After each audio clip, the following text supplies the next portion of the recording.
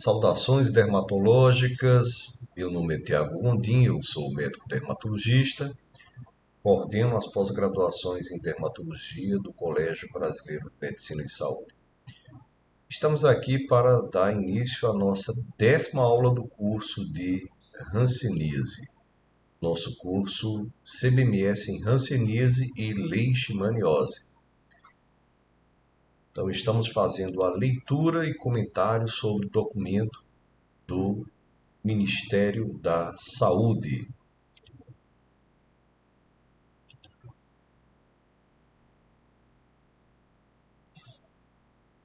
Então, aqui o documento, a portaria SCTIE/MS, número 67, de 7 de julho de 2022. Então, vamos fazer o comentário das formas clínicas apresentadas agora no documento.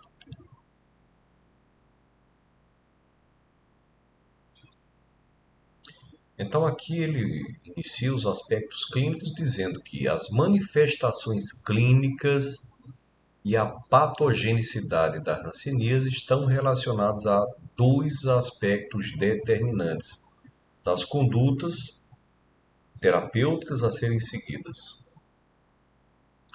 No caso, a infecção pelo Mycobacterium leprae e as reações hansênicas. Então, tanto teremos aspectos clínicos derivados da infecção e da reação a essa infecção pelo sistema imune, como teremos reações de exacerbação do processo inflamatório dessa reação, que são as reações hansênicas. Enquanto a infecção é combatida com antibióticos, as reações hansênicas são tratadas com medicamentos anti-inflamatórios e ou imunomoduladores. Destaca-se que a maior consequência da hanseníase, a neuropatia periférica, instala-se por ambos os mecanismos patogênicos, merecendo atenção especial o monitoramento constante. A gente sabe que no caso das reações hansênicas, elas não acontecem única e exclusivamente durante o período de infecção. Elas podem acontecer também após curada a infecção. Em torno de 20% das reações hansênicas nascem antes de iniciar o tratamento. 50% quando do advento do tratamento e em torno de 30% após o tratamento, com o paciente já considerado curado. E essas reações inflamatórias podem acontecer algum tempo, alguns meses após a cura, inclusive. Então, sobre a suspeição diagnóstica. Na ausência de uma vacina específica e de conhecimentos mais aprofundados sobre a transmissão do bacilo de Hansen e sobre os determinantes sociais da doença, as principais armas contra a hanseníase são o diagnóstico precoce e o tratamento, chamado aqui de oportuno, acredito que por causa do problema criado com o termo tratamento precoce para a pandemia de coronavírus. Mas na realidade é tratamento precoce, ou tratamento imediato, ou tratamento oportuno, ou tratamento em tempo hábil, tanto faz. Mas as principais armas dessa hanseníase que devem ser rechaçadas, são rechaçadas com o diagnóstico precoce e com o tratamento oportuno. No entanto, os sinais e sintomas da doença podem ser discretos, especialmente nas manifestações iniciais e nas formas paucibacilares.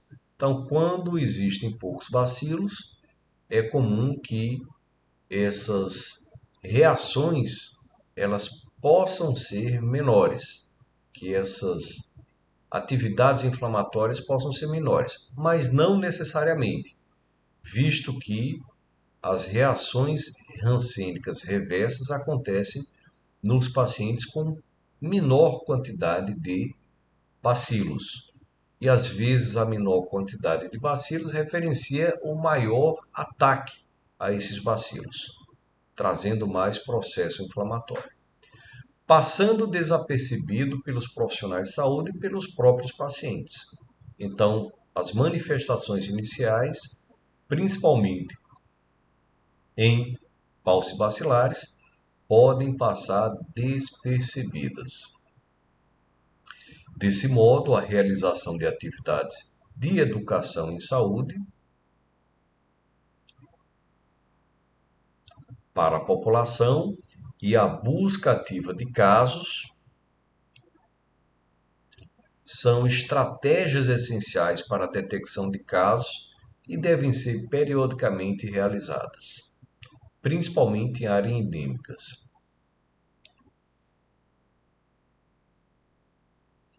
Então, importantíssimo destacar a necessidade de realização dessas atividades de educação. Importantíssimo destacar o impulsionamento das equipes de saúde para a busca ativa, que são as principais estratégias para desencadear a principal ou as principais armas contra a hanseníase, que são o diagnóstico precoce, a partir da identificação dos sinais e sintomas, e o tratamento imediato. De acordo com o 8º relatório do Comitê de Expertos em Hanseníase da OMS, deve-se suspeitar de hanseníase. Então, a suspeita de hanseníase acontece em pessoas com qualquer um dos seguintes sintomas e sinais: manchas hipocrômicas ou avermelhadas na pele, perda ou diminuição da sensibilidade em manchas da pele ou em mancha da pele, dormência ou formigamento de mãos e pés, dor ou hipersensibilidade em nervos, edema ou nódulos na face ou nos lóbulos auriculares, ferimentos ou queimaduras indolores nas mãos e pés, desencadeadas pela falta de sensibilidade.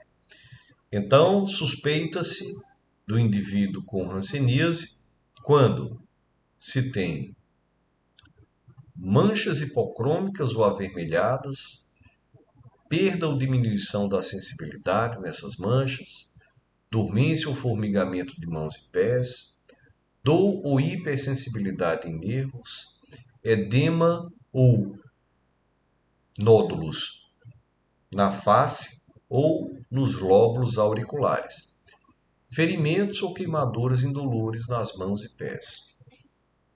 Na anamnese de indivíduo com suspeita de hanseníase ou contatos de casos diagnosticados, deve-se indagar sobre queixas neurológicas.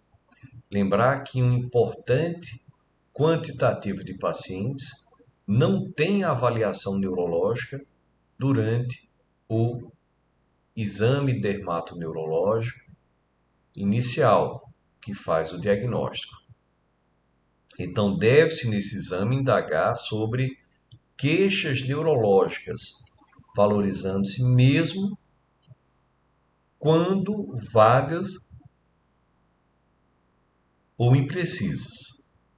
Do mesmo modo, é importante levar em conta a área de residência do indivíduo, pelas questões epidemiológicas, obviamente.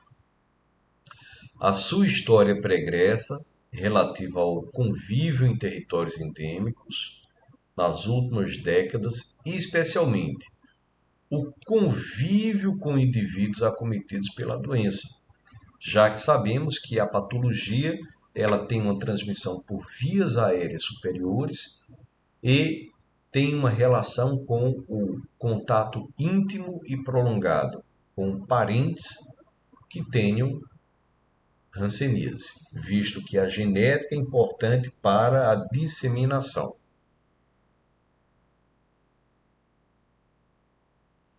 O exame físico deve incluir observação cuidadosa de toda a superfície cutânea, toda. Até porque, mesmo com o diagnóstico, nós podemos ter diferenças em relação à classificação.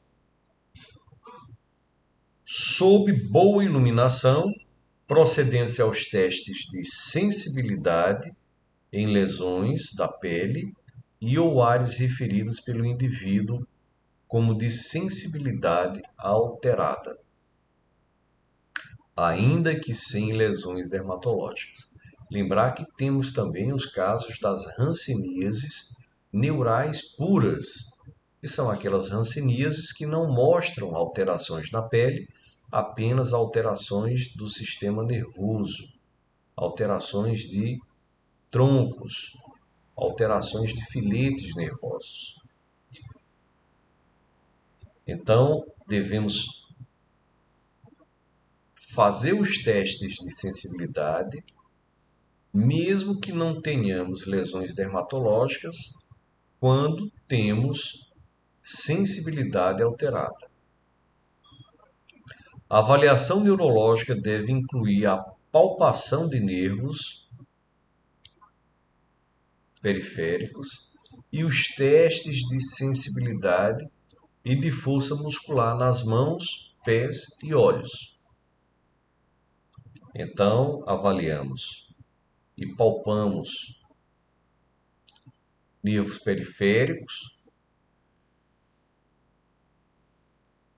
e os testes de sensibilidade e força devem ser realizados nas mãos, pés e olhos. Quando houver dúvidas sobre o diagnóstico da hanseníase, no nível de atenção primária, os pacientes deverão ser referenciados para a atenção secundária, conforme fluxogramas 1 e 2 desse PCDT. Então, vamos agora à definição de caso, visto que até agora avaliamos a suspeição diagnóstica, a suspeita de um caso. Vamos à definição de um caso. O que seria o caso de paciente com hanseníase?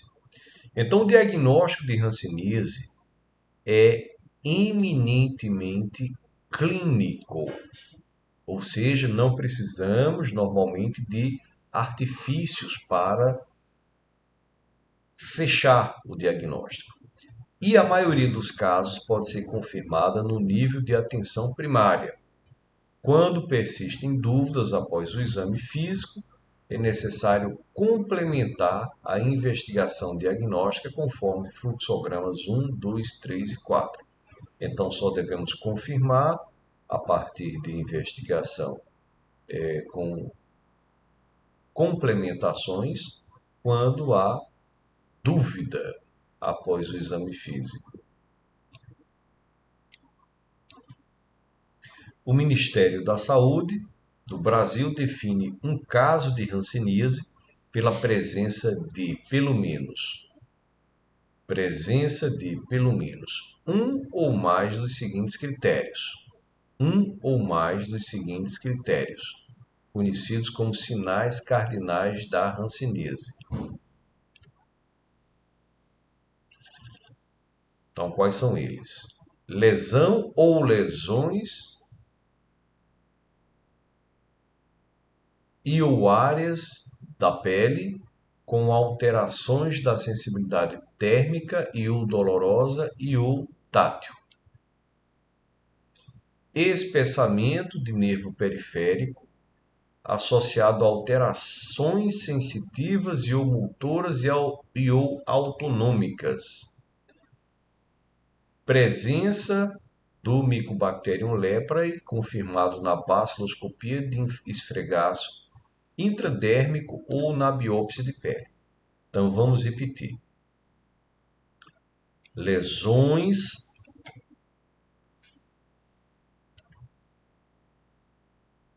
Lesão ou lesões ou áreas de pele com alterações de sensibilidade térmica e ou dolorosa e ou tátil. Espessamento de nervos periféricos associado a alterações sensitivas e ou motoras e ou autonômicas. Presença do Mycobacterium leprae, confirmado na baciloscopia de esfregaço intradérmico ou na biópsia de pele.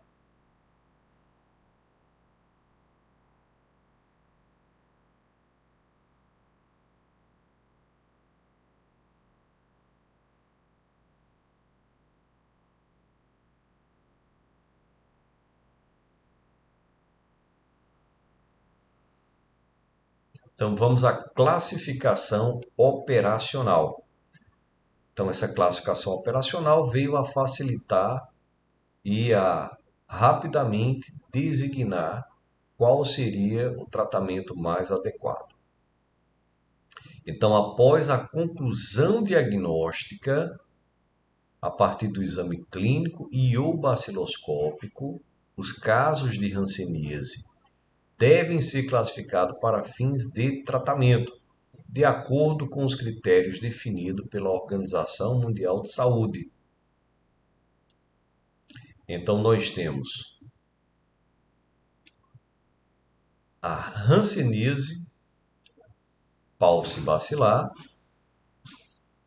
a hanseníase multibacilar. Então, a hanseníase paucibacilar, ela se caracteriza pela presença de 1 a 5 lesões cutâneas e baciloscopia obrigatoriamente negativa.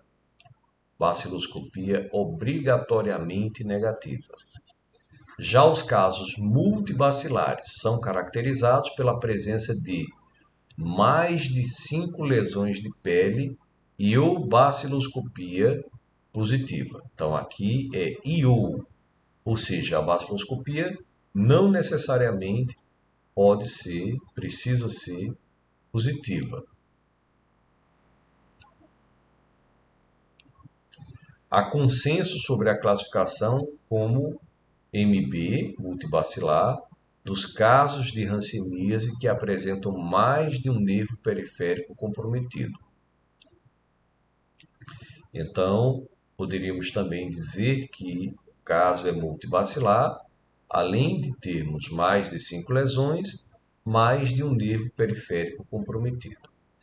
Desde que devidamente documentado pela perda ou diminuição da sensibilidade nos respectivos territórios.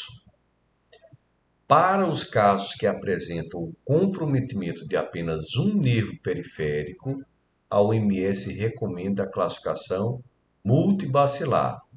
Porém, na literatura brasileira, é clássica a descrição do comprometimento isolado de um nervo periférico em forma tuberculoide.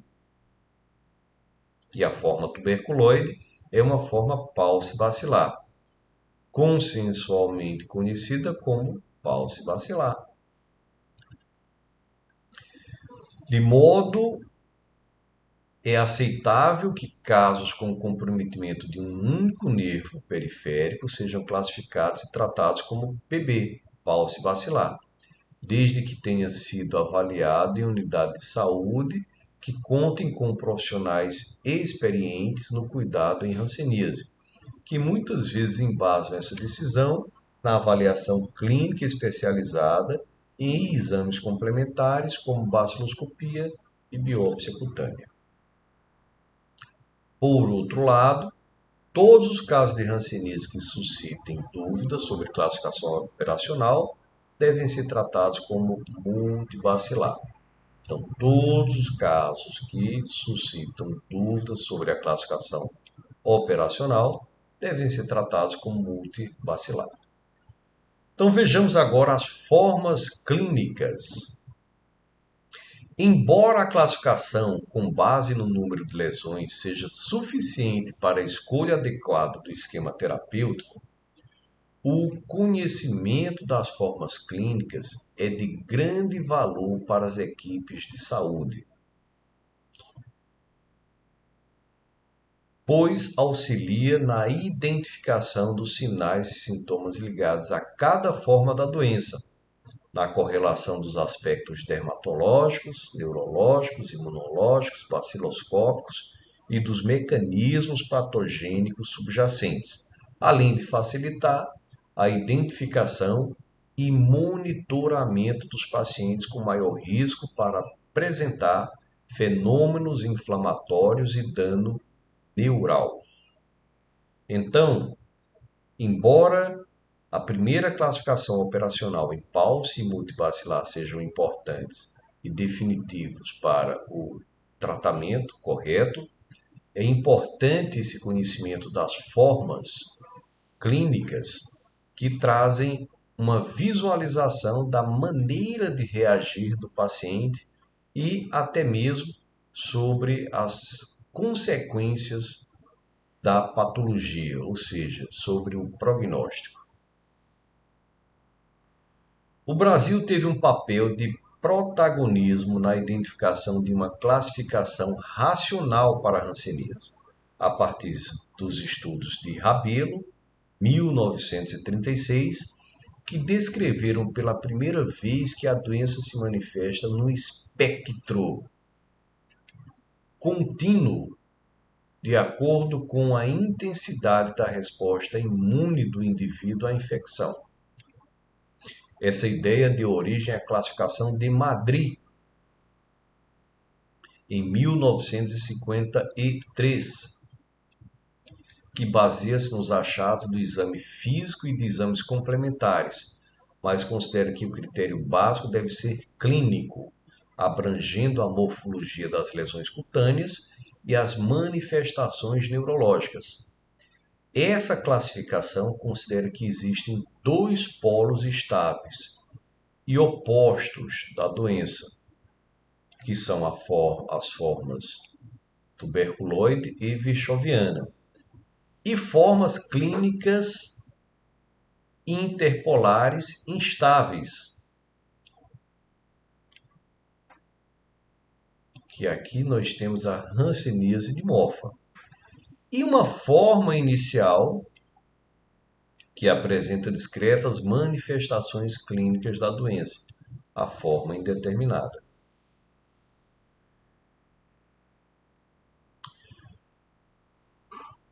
Internacionalmente, adota-se a classificação de Ridley e Joplin, de 1966, que mantém os conceitos básicos da classificação de Madrid, mas baseia-se especialmente nos aspectos histopatológicos.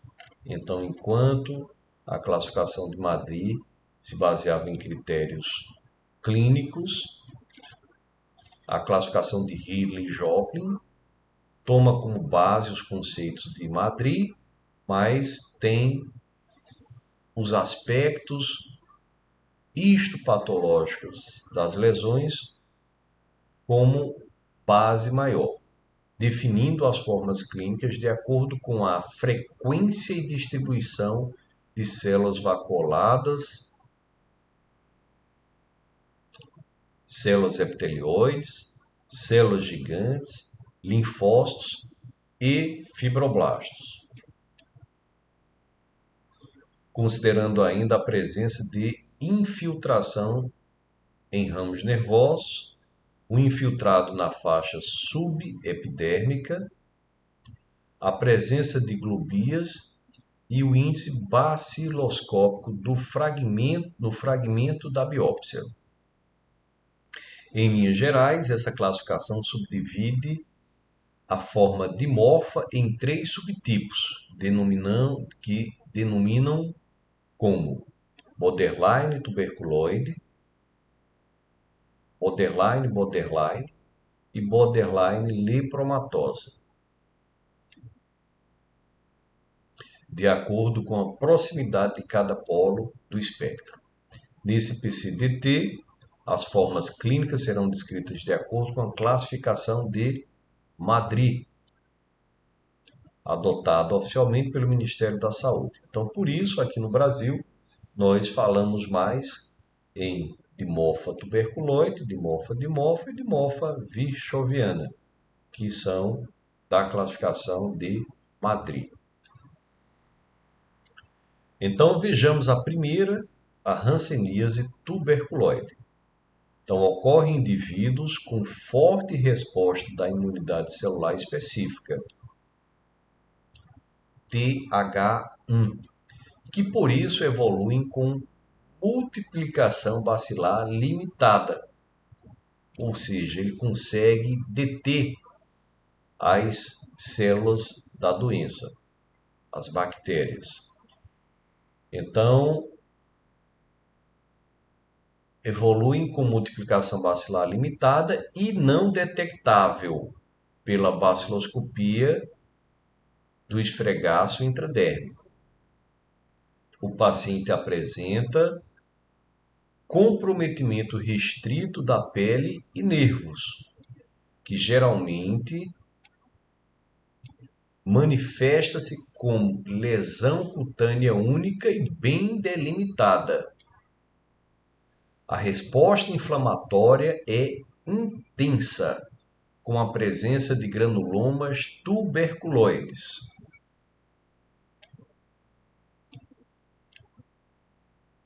Na derme e acentuado comprometimento dos filetes nervosos, traduzindo-se clinicamente pela acentuada hipoestesia ou anestesia nas lesões dermatológicas, facilmente demonstrada pelos testes de sensibilidade térmica, tátil e dolorosa. Pelo mesmo motivo, é comum haver comprometimento da função das glândulas sudoríparas com hipo ou anidrose, assim como dos folículos pilosos, com diminuição dos pelos nas áreas afetadas. Então, a primeira forma, a hanseníase tuberculoide, ela mostra forte reação celular, então forte reação da imunidade celular específica.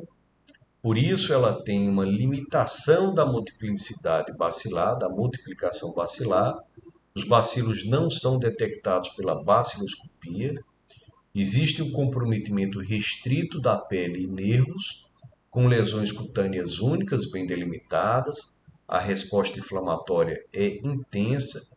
Há granulomas tuberculoides na derme, um acentuado comprometimento dos filetes nervosos, causando acentuada hipoestesia ou anestesia, e os testes de sensibilidade facilmente detectam alterações na sensibilidade térmica, tátil e dolorosa, assim como existe comprometimento da função das glândulas sudoríparas com hipo ou anidrose, assim como dos folículos pilosos, com diminuição dos pelos nas áreas afetadas. Então, as lesões de pele são placas com bordos nítidos, placas com as bordas nítidas, elevadas, geralmente eritematosas ou micropapulosas, que surgem como lesões únicas ou em pequeno número. De 1 a 5 lesões pela classificação operacional são paucibacilares. Então, aqui nós temos uma forma paucibacilar. Então, placas com bordas nítidas, elevadas, geralmente eritematosas e micropapulosas, em lesões únicas ou em pequeno número. O centro das lesões pode ser hipocrômico ou não, podendo apresentar certo grau de atrofia, que reflete a agressão da camada basal, da epiderme, pelo infiltrado inflamatório granulomatoso. Nesse caso, o infiltrado ele toca a epiderme, ele toca a camada basal. Então, pode provocar atrofia. Pode-se observar espessamento de filetes nervosos superficiais da pele, adjacente às placas, formando semiologicamente o que denomina como sinal da raquete, que é o espessamento desses filetes nervosos superficiais adjacentes às placas. Os nervos periféricos são polpados ou apresentam-se espessados de forma localizada e assimétrica, podendo haver comprometimento intenso das funções sensitivas e motoras no território do nervo afetado.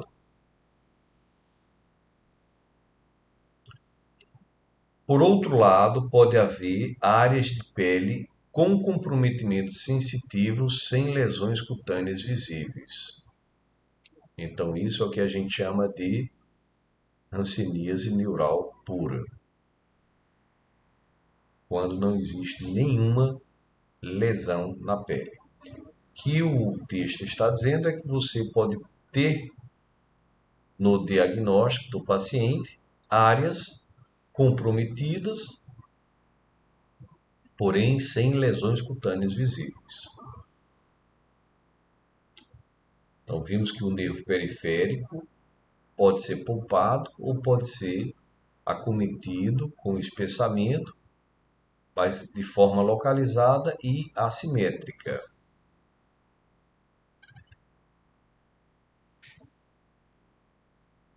Então, aqui nós temos a forma. Então, lesões normalmente únicas. O centro pode ser hipocrômico, lesões avermelhadas, micropapulares. Os bordos bem nítidos podem ser elevados. E a estrutura de alteração sensitiva pode ser dolorosa, a sensibilidade térmica ou dolorosa ou tátil podem estar alteradas. Ela pode ter as desestesias, né? O prurido,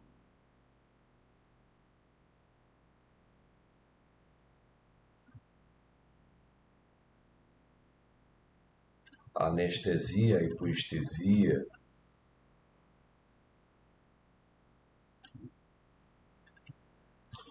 Vejamos agora a hanseníase virchoviana. Então, vimos a hanseníase em sua forma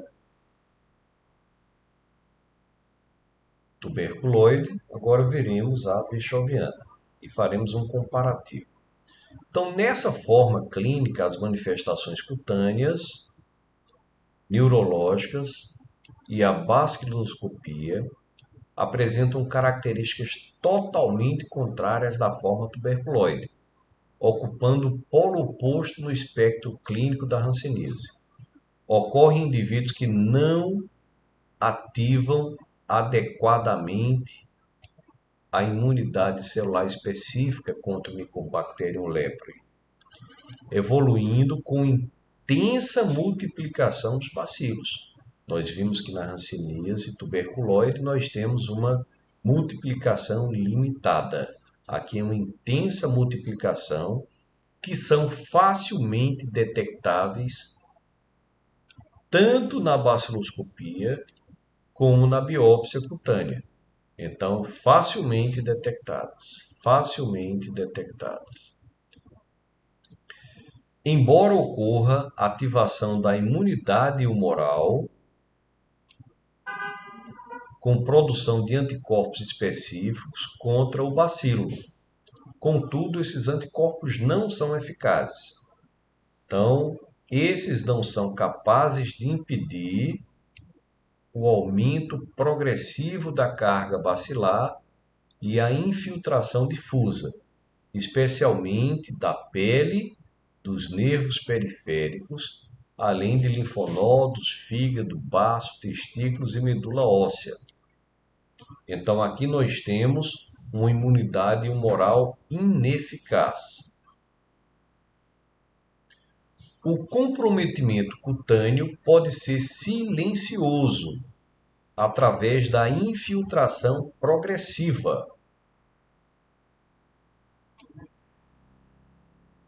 especialmente na face, com acentuação dos sulcos cutâneos, perda dos pelos,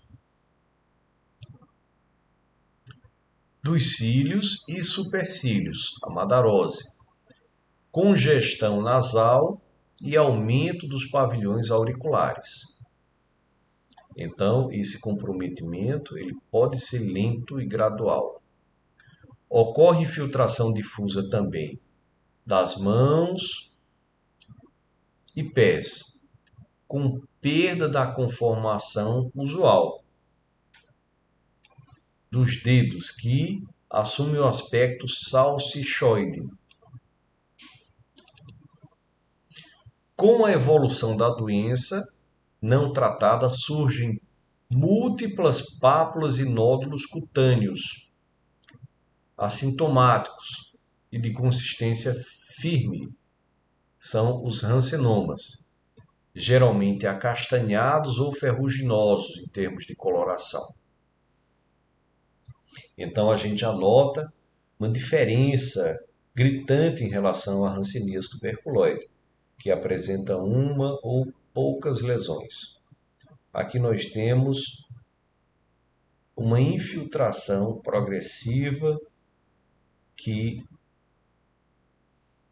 pode levar ao acometimento de várias regiões do corpo, com acentuação dos sulcos cutâneos, perda dos pelos, na face a congestão nasal, a madarose, aumento de pavilhões auriculares, nos dedos o aspecto salsichoide, a participação de múltiplas pápulas e nódulos cutâneos de consistência firme, que são os rancenomas, e se mostram com coloração acastanhada ou ferruginosa. A ausência da inflamação mediada pela imunidade celular traduz-se por comprometimento também silencioso dos nervos periféricos e dos ramos superficiais. Então, na realidade, aquele comprometimento que a gente vê da hanseníase tuberculoide é às custas da imunidade celular. Então, como aqui a imunidade celular e sua inflamação providenciada são leves, são ineficazes, o comprometimento dos nervos periféricos é lento e silencioso. Portanto, ao contrário da forma tuberculoide, na forma vichoviana, as lesões de pele podem apresentar sensibilidade normal, exatamente pela falta de inflamação dos nervos. Por outro lado, os nervos periféricos geralmente estão espessados difusamente e de forma simétrica. Lembrar que na forma tuberculoide, esse espessamento ele era localizado e não simétrico. Aqui é um espessamento difuso e simétrico, frequentemente com hipoestesia ou anestesia dos pés e mãos, além de disfunções autonômicas, como hipotermia e cianose das extremidades. Então, hipoestesia, anestesia, hipotermia e cianose das extremidades. Geralmente há queixas neurológicas como relato de dormência, cãibras e formigamento nas mãos e pés. Dormência, cãibras e formigamento nas mãos e pés. Além de comprometimento difuso da sudorese, às vezes com hiperidrose, compensatórias em áreas não afetadas, como axila e couro cabeludo. Então, além de comprometimento difuso da sudorese, às vezes com hiperidrose compensatória em áreas não afetadas, como axila e couro cabeludo. Então, essa hiperidrose, ela se dá pela necessidade das trocas, né, principalmente em calor.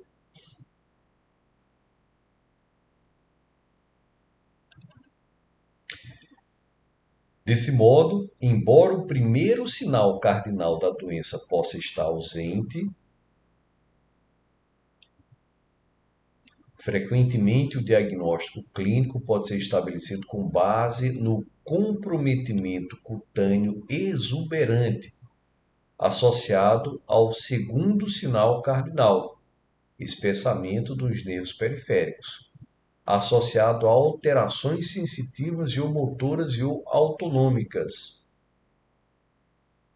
Então, embora esse primeiro sinal cardinal da doença possa estar ausente,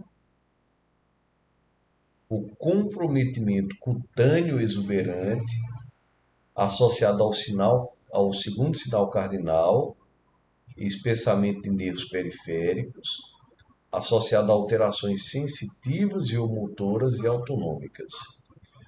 Quando necessário, o diagnóstico pode ser confirmado pela baciloscopia positiva do esfregaço intradérmico, que é o terceiro sinal cardinal. O terceiro sinal cardinal, que via de regra revela a alta carga bacilar. Então, o primeiro sinal, que seriam as lesões cutâneas, que podem apresentar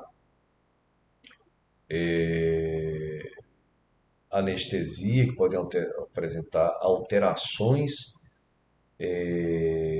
sensitivas, elas podem não estar presentes, essas alterações. Então, como a gente viu em termos de sinais cardinais, o primeiro sinal são lesão ou lesões e ou áreas da pele com alterações de sensibilidade térmica e ou dolorosas e ou tátil. Então, na hanseníase virchoviana pode não aparecer essa primeira alternativa, essa primeira possibilidade.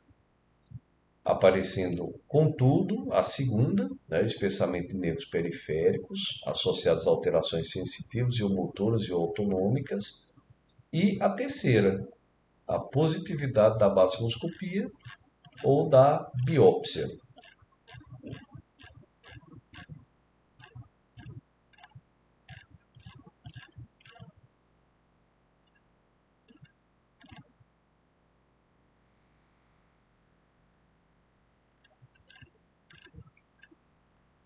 Então, aqui nós temos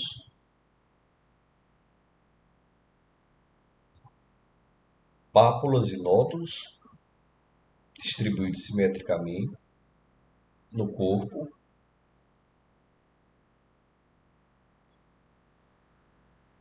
edema, né, inchaço na realidade, o ganho de volume do pavilhão auricular, a perda dos sulcos.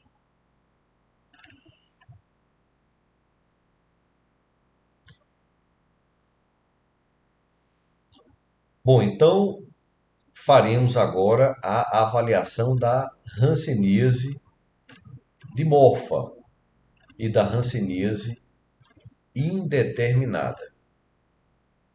A seguir, hanseníase neural pura e partimos para as reações hansênicas. Então, faremos essa avaliação na 11ª aula. A nossa 11ª aula, faremos a avaliação pela leitura do nosso documento do Ministério da Saúde. Então, espero que vocês estejam aproveitando. Estamos na nossa 10ª aula do curso CBMS em Hanseníase e Leishmaniose e vamos partir para a 11ª aula.